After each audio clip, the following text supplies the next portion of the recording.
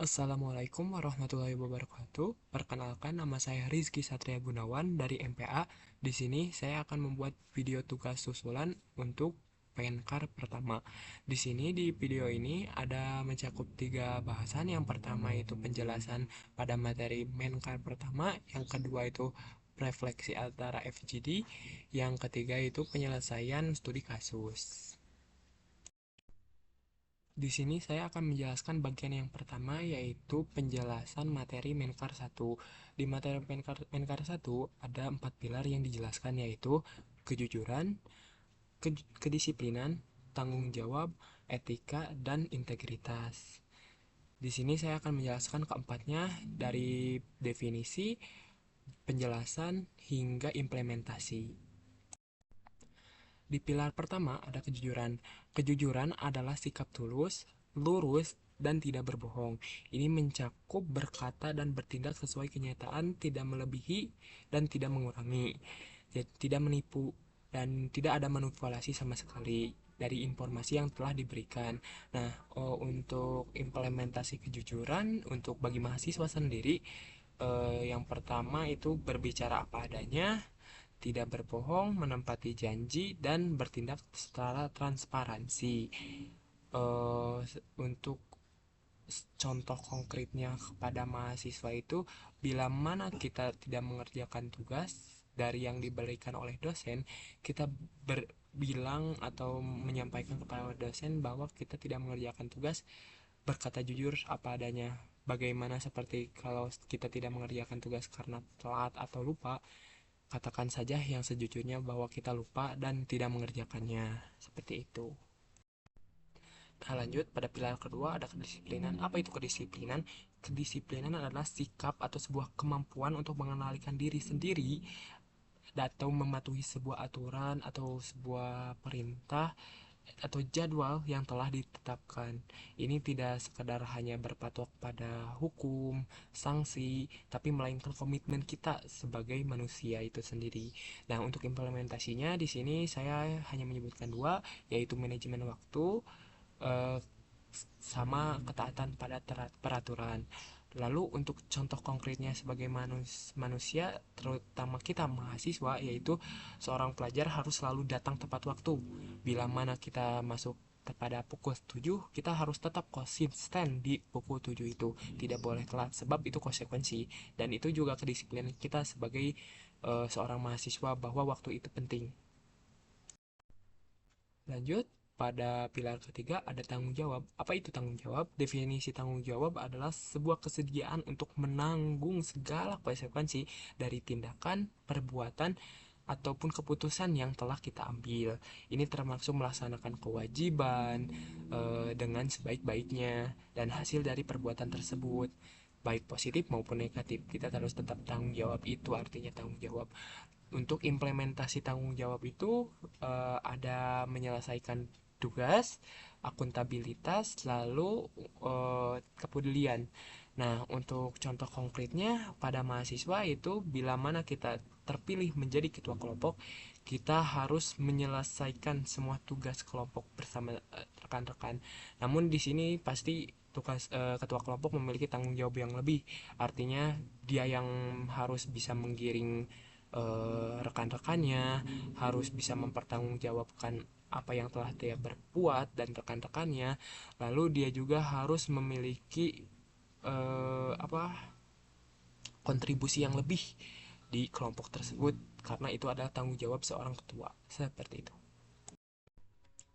Lalu yang terakhir, di pilar terakhir ada yang namanya etika dan integritas. Apa itu etika? Etika adalah prinsip moral yang mengatur perilaku seseorang atau kelompok. Biasanya itu ditentukan oleh lingkungannya itu sendiri. Jadi etika pasti berbeda-beda di lingkungan manapun. Lalu di selanjutnya ada integritas. Apa itu integritas? Integritas adalah konsistensi antara nilai-nilai moral, perkataan, dan perbuatan. Lalu untuk implementasi antara etika dan integritas, di sini saya mendapatkan tiga, yaitu menghormati orang lain, memegang teguh prinsip, bersikap profesional. Lalu untuk contoh konkret dari etika dan integritas adalah bila mana kita sebagai mahasiswa dapat menjaga sikap kita di eh, intensi tersebut atau perkuliahan atau kampus tersebut. Eh, dan untuk selanjutnya itu berkata sopan kepada sesama maupun kepada yang lebih tua. Lalu selanjutnya di bagian kedua di sini saya akan menjawab dari refleksi FGD, yaitu menjawab beberapa pertanyaan. Yaitu ada 4 pertanyaan. Lanjut ke pertanyaan yang pertama. Nah, pada pertanyaan pertama di sini saya mendapati pertanyaan bahwa apakah untuk saat ini saya sudah dewasa apa belum. Untuk menjawab pertanyaan tersebut di sini dilihat dari 4 pilar yang ada pada main part pertama. Di sini saya dalam proses menuju kedewasaan. Dalam artian saya belum sepenuhnya dewasa, sebab di sini saya harus memiliki keempat pilar tersebut secara konsisten. Saya masih mempelajari 4 pilar tersebut, jadi belum sepenuhnya saya memahami. Saya paham, namun saya sedang mempelajari 4 pilar tersebut, di mana kejujuran saya sedang memperkuat pilar kejujuran tersebut, sebab masih mungkin ada beberapa poin yang belum saya penuhi dalam kejujuran. Yang kedua, pada pilar kedisiplinan, saya masih belum kurang disiplin terutama ya. Lalu untuk pada pilar etika dan integritas, saya masih harus menjaga emosional diri sendiri serta menjaga pikiran saya agar lebih rasional. Lalu untuk tanggung jawab, saya di sini masih mempelajari agar saya menjadi manusia yang bertanggung jawab. Terutama di sini saya adalah bagian dari himpunan, memiliki sebuah kewajiban dalam himpunan, berarti itu adalah tanggung jawab saya sebagai mahasiswa dalam sebuah himpunan. Tuh. Selanjutnya, pada pertanyaan kedua, yaitu apa yang membuat seseorang benar-benar menjadi dewasa atau telah mencapai kedewasaannya. Menurut saya, seseorang yang telah mencapai kedewasaan itu bukan diukur dari usia ya, ataupun dari seberapa tua dia. Namun di sini saya mengukur kedewasaan itu bisa jadi dia berumur masih muda namun kedewasaannya udah matang. Yang saya ukur kedewasaan itu pertama dari experience, jadi pengalaman dia yang lebih yang berbeda dengan yang lain. Yang kedua cara berpikirnya. Mungkin kedewasaan yang orang berpikir dewasa itu harus berpikir rasional. Jadi orang dewasa dibilang dewasa adalah di mana dia telah berpikir rasional, lalu bisa mengontrol emosi, di mana di saat keadaan apapun emosi dia bisa dia kontrol tanpa terlepas. Lalu untuk selanjutnya itu dapat mengambil keputusan dengan benar. Dan yang terakhir menurut saya itu adalah bisa memilih mana eh, hal yang benar, mana hal yang salah. Di sini kadang banyak orang yang masih memikirkan ego, di mana dia memilih yang salah dan menganggap itu benar. Namun ada orang yang berbilang bahwa ini benar, namun dia bilang salah. Jadi itu yang membuat saya bilang apa yang membuat seseorang dapat dikatakan benar-benar dewasa adalah 5 hal tersebut. Lalu lanjut ke pertanyaan yang ketiga, yaitu pengalaman paling menantang saat bekerja sama dalam proyek kelompok. Mungkin pengalaman paling menantang itu waktu saya kerja kelompok eh, daskom, dasar komunikasi, di mana ada salah satu anggota kelompok yang fasib dan tidak berkontribusi sama sekali. Itu saat di follow up dia tidak menjawab, saat diberitahu dia sedikit tidak sedikit membangkang, jadi susah untuk ini. Namun di sini sebagai ketua kelompok, saya memiliki cara saya tersendiri untuk mengatasinya, yaitu membagi pekerjaan dia yang mungkin dia nggak tidak akan mengerjakan ke bagian anggota-anggota kalian yang lain, terutama saya sendiri, agar pekerjaan cepat selesai. Namun untuk menghindari kejadian tersebut, saya memberikan sanksi pada salah satu tugas untuk menghilangkan nama anggota tersebut pada tugas pada salah satu tugas, agar dia sedikit diberi sanksi, agar dia ada refleksi tentang dirinya sendiri, bahwasannya apa salahnya, apa yang harus dia perbuat untuk bisa menanggulangi hal tersebut kembali gitu.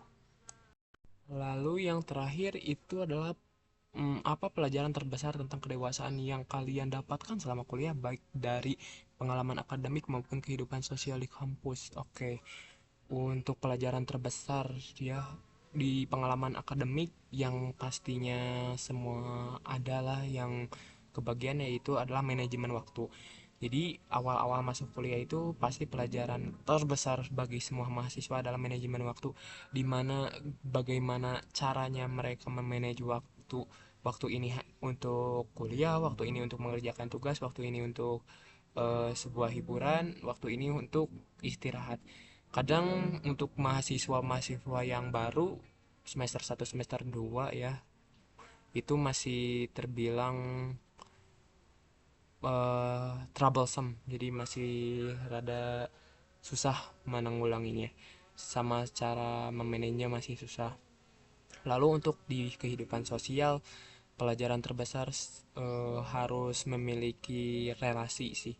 Jadi relasi itu penting di kehidupan kampus, sebab kita hidup sebagai manusia, yang artinya kita tidak bisa hidup sendiri. Kita makhluk sosial, di mana kita itu hidup harus ada orang lain di dalam kehidupan kita, baik bekerja sama dalam kelompok, dalam gotong royong, itu pasti harus ada yang namanya orang lain. Jadi kita harus memperbanyak relasi, harus berteman dengan rekan-rekan yang ada, mau mau di kelas, luar kelas, di luar angkatan maupun di luar jurusan. Jadi kita itu tidak boleh memilah-milah teman, karena ya yang tadi saya sebutkan, relasi itu penting banget untuk mahasiswa.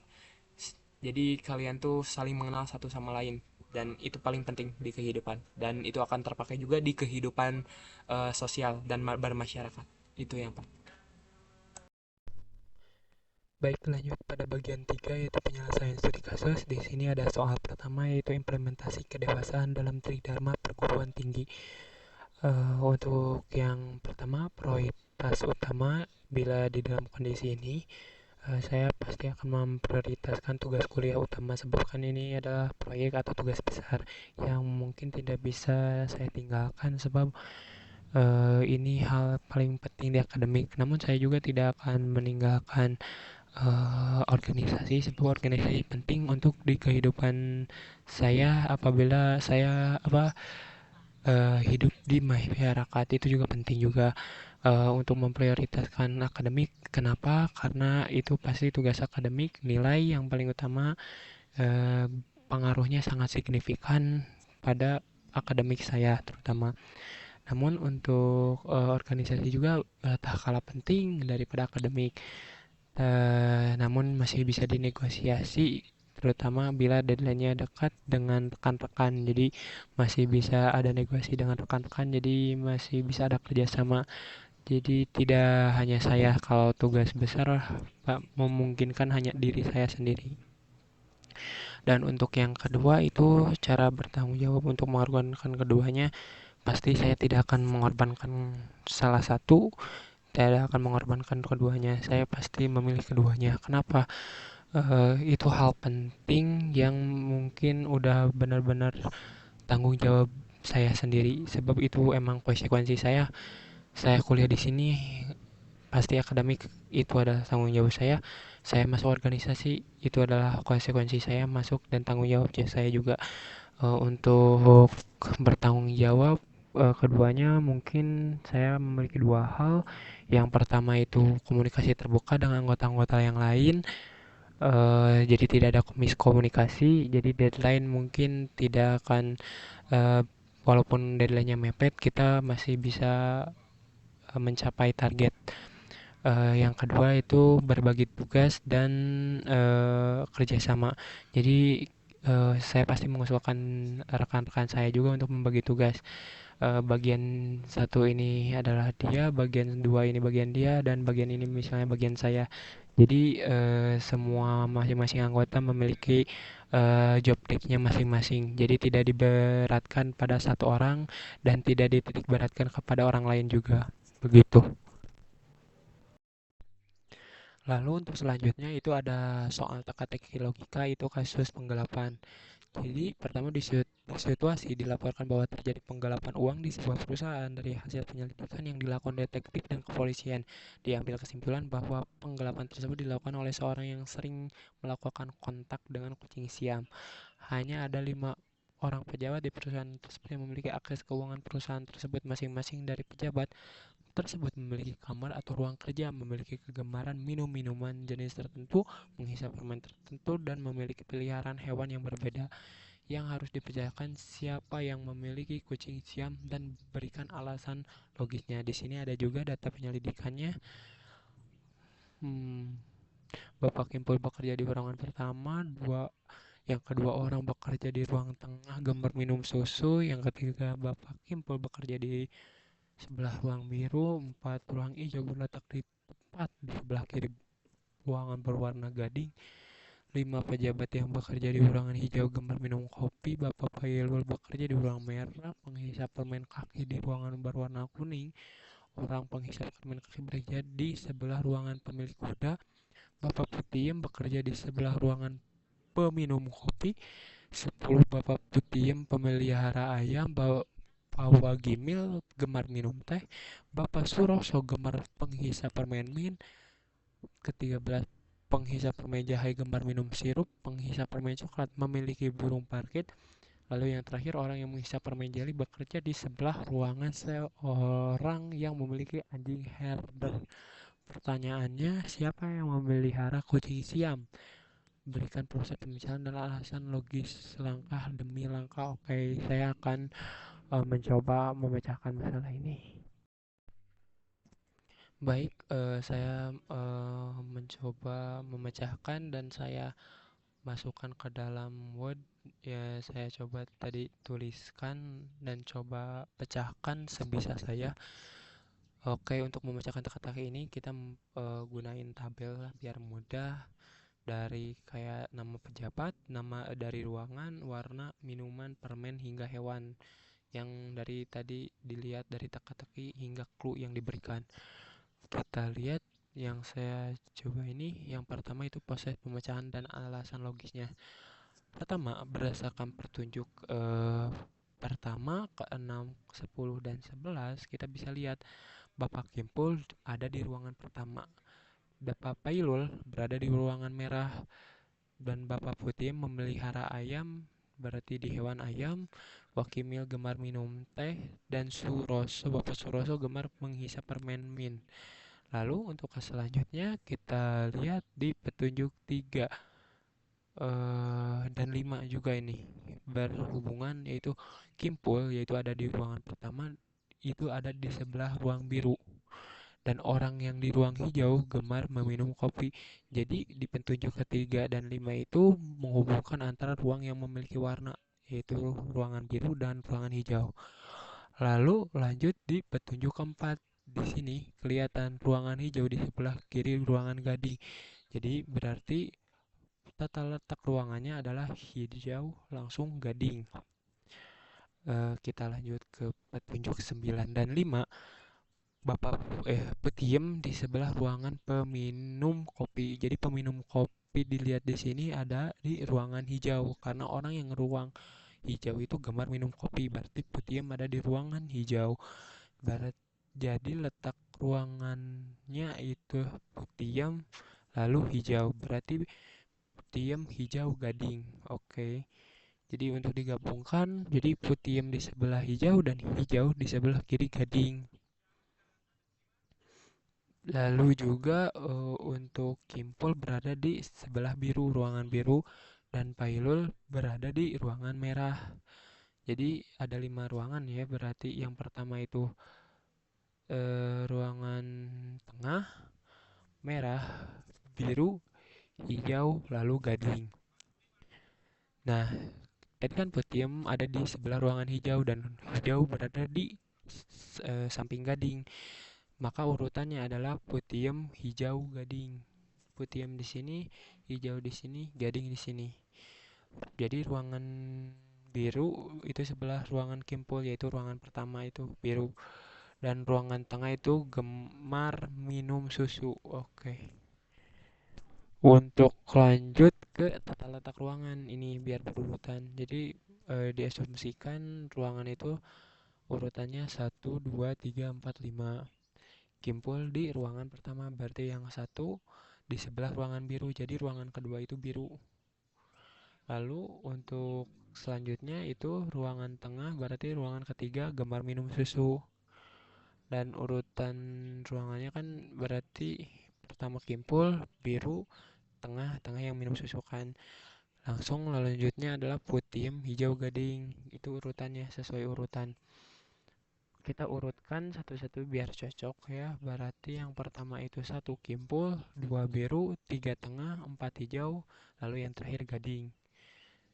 Nah, di petunjuk selanjutnya ini pada di petunjuk 9, Putiem di sebelah peminum kopi ruangan hijau. Jadi Putiem itu di ruangan tengah, ruangan ketiga. Lalu untuk selanjutnya Failul di ruang merah. Ruangan merah itu tidak bisa dimanapun kecuali di ruangan kedua biru atau keempat yaitu hijau, ataupun kelima yaitu Gading. Nah, Failul itu pasti di ruangan yang tersisa. Kimpul di ruangan pertama, Failul di ruang merah. Bila Failul di ruangan merah, Kimpul di ruangan biru karena di sebelah yang merah. Lalu lanjut di ruangan pertama, Kimpul di sebelah ruangan biru, tapi Failul di ruang bawah, di ruang merah. Jika ada yang salah, berarti ada sesuatu nih. Kita lihat dulu. Oke, kita bisa lihat tata letak ruangan Kimpul pertama, ruang biru. Lalu ruang biru, jadi Kimpul yang pertama ruangan langsung lanjut ruangan biru. Ruangan hijau di sebelah kiri Gading. Urutan ini harus diletakkan di slot yang kosong. Pejabat yang di ruangan hijau minum kopi. Putiem di sebelah ruangan peminum kopi, berarti peminum kopi itu hijau. Jika kita urutkan 1 sampai 5, yang pertama Kimpul, yang kedua masih tanda tanya, yang ketiga itu ruangan tengah yang peminum susu, 4, 5 juga masih tanda tanya ya. Kita lihat lagi nanti. Kita susun. Nah, lanjut berarti untuk setelah disusun menemukan bahwa ruangan satu itu Kimpul, yang kedua itu biru, yang ketiga itu Putiem, yang keempat hijau, lalu yang terakhir Gading. Untuk ruangan 3 dan 4 itu adalah ruangan 3 itu kan di tengah yaitu peminum susu, dan ruangan 4 itu yang meminum kopi. Lanjut, jadi yang kita tahu di ruangan merah, ruangan yang tersisa adalah ruangan 1 Kimpul dan ruangan 2 biru. Failul harus di salah satu ruangan tersebut, tapi petunjuk 6 memiliki Failul di ruangan merah, berarti Failul ada di ruangan 1 atau 2. Tapi Kimpul berada di ruangan 1, Failul di ruangan 2. Ruang 2 adalah ruang merah, tapi di petunjuk 3 ruang 2 adalah biru, berarti tetap petunjuk tidak langsung berurutan. Di pernyataan 3, Kimpul di ruang 1 di sebelah ruang biru. Implikasinya berarti ruang 2 berwarna biru. Pernyataan ke-6 yaitu Failul di ruangan merah, tapi implikasinya Failul tidak di ruangan pertama. Pernyataan keempat itu ruang hijau di sebelah kiri Gading. Implikasinya ruang 4 dan 5 adalah hijau dan Gading, ataupun sebaliknya. Pernyataan kedua yaitu orang di ruang tengah, yaitu ruang 3 minum susu. Implikasinya Putiem ada di ruang tengah ruang 3 karena di samping peminum kopi, yaitu di ruang hijau. Lalu lanjut di pernyataan ke-10, Putiem memelihara ayam, dan implikasinya ada peminum susu memelihara ayam. Kita susun dan menyusun kembali biar sesuai. Jadi Oke, jadi selanjutnya kita susun dulu sebentar.